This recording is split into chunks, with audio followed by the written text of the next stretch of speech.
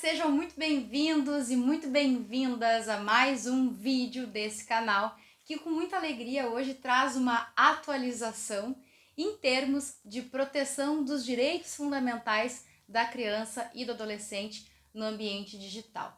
Hoje nós vamos analisar uma proposta legislativa que foi recentemente apresentada ao Congresso Nacional, na verdade no último dia 4 de outubro essa proposta foi apresentada. E a gente vai aqui analisar quais são as perspectivas dessa proposta, quais são os benefícios e os possíveis encaminhamentos dessa proposta que visa estabelecer uma política nacional de proteção digital das crianças e adolescentes, PNPD.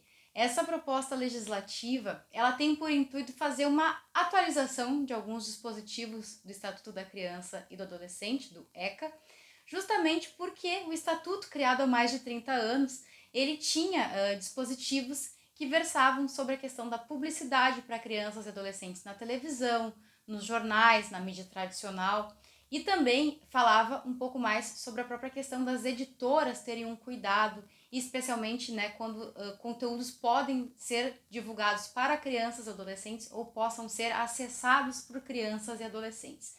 A questão é que esse projeto, então, ele traz uma atualização dessa versão, pensando nos conteúdos impróprios e inapropriados para a capacidade de compreensão de crianças e adolescentes no ambiente digital. Justamente porque a gente vive esse momento de imersão digital que foi potencializado pela pandemia, mas que a gente já vivia, o uso doméstico das redes no Brasil desde 2009, 2010, muito popularizado.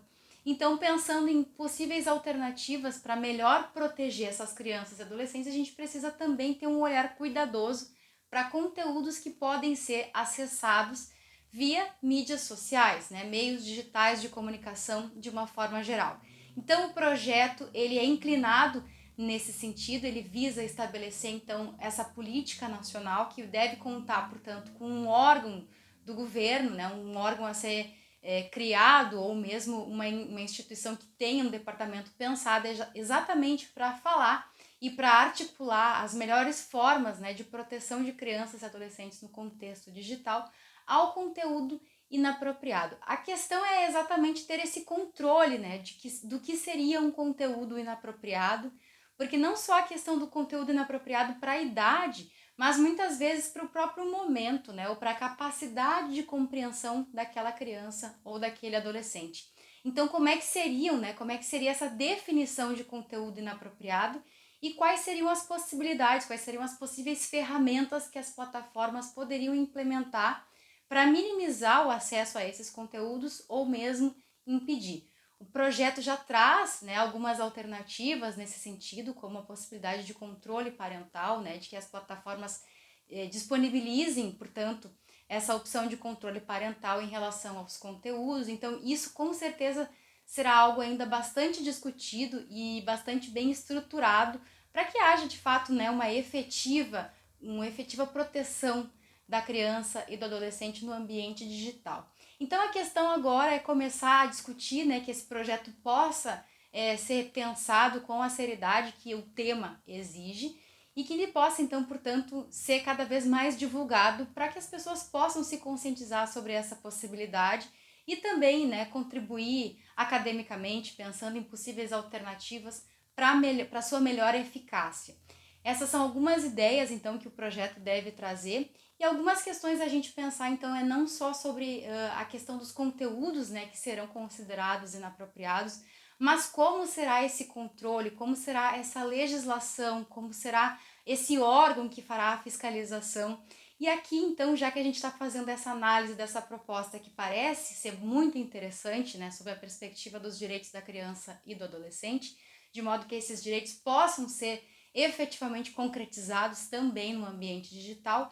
Então a gente já pode começar aqui a pensar em algumas alternativas. E algumas alternativas, eu até aproveito para mais uma vez fazer aqui a divulgação do livro, estão exatamente aqui analisadas no meu livro, Cyberbullying e Mídias Sociais, onde também fiz um olhar para o direito estrangeiro, não uma análise comparada, mas pelo menos um olhar para o direito estrangeiro no sentido de como se dá essa proteção no ambiente digital, por exemplo, na União Europeia e mais especificamente também na Alemanha. Na Alemanha existe então um órgão específico, já desde quando se pensava em relação à proteção da criança e o acesso à informação pela TV ou pelas mídias tradicionais, físicas, né? Já existia esse órgão e ele agora então se atualiza exatamente para falar sobre ambiente digital, não só sobre conteúdo ofensivo, mas também sobre conteúdo impróprio. Então a gente tem, né, já no direito estrangeiro, algumas alternativas que já são muito eficientes nesse sentido e que podem nos ajudar a enriquecer exatamente, né, essa nossa nova estrutura protetiva da criança e do adolescente no ambiente digital.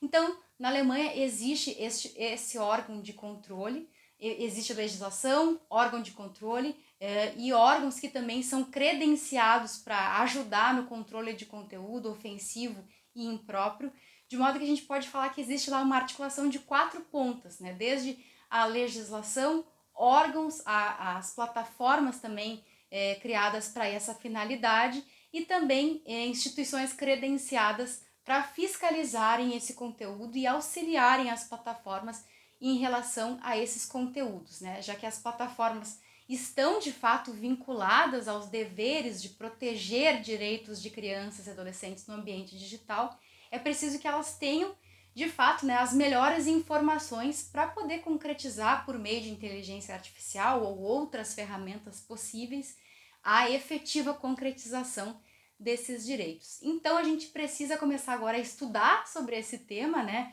Olhar para o direito comparado e pensar sobre outras alternativas que já são exitosas em outros lugares, como na União Europeia, de uma forma geral, e aqui especificamente trazendo o caso da Alemanha, para que a gente possa então de fato contribuir e construir uma proteção cada vez mais efetiva e eficaz em relação aos direitos da criança e do adolescente no contexto digital. Então, eu deixo aqui mais uma vez essa dica de leitura e que a gente possa, então, pensar em mais alternativas nesse sentido. Como a gente começa a ver, existem vários projetos de lei, não só em âmbito federal, mas estadual, como eu já referi aqui no estado do Rio Grande do Sul, municipal, como também já referi aqui no meu município de Porto Alegre, exatamente para buscar agora estender esses direitos da criança e do adolescente ao ambiente digital. A gente tem muitas propostas legislativas e até legislações que já estão em vigor.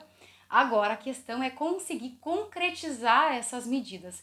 E para isso, grupos de trabalho, né, são necessários para que a gente consiga pensar em possíveis alternativas e pessoas comprometidas e envolvidas de fato com essa concretização.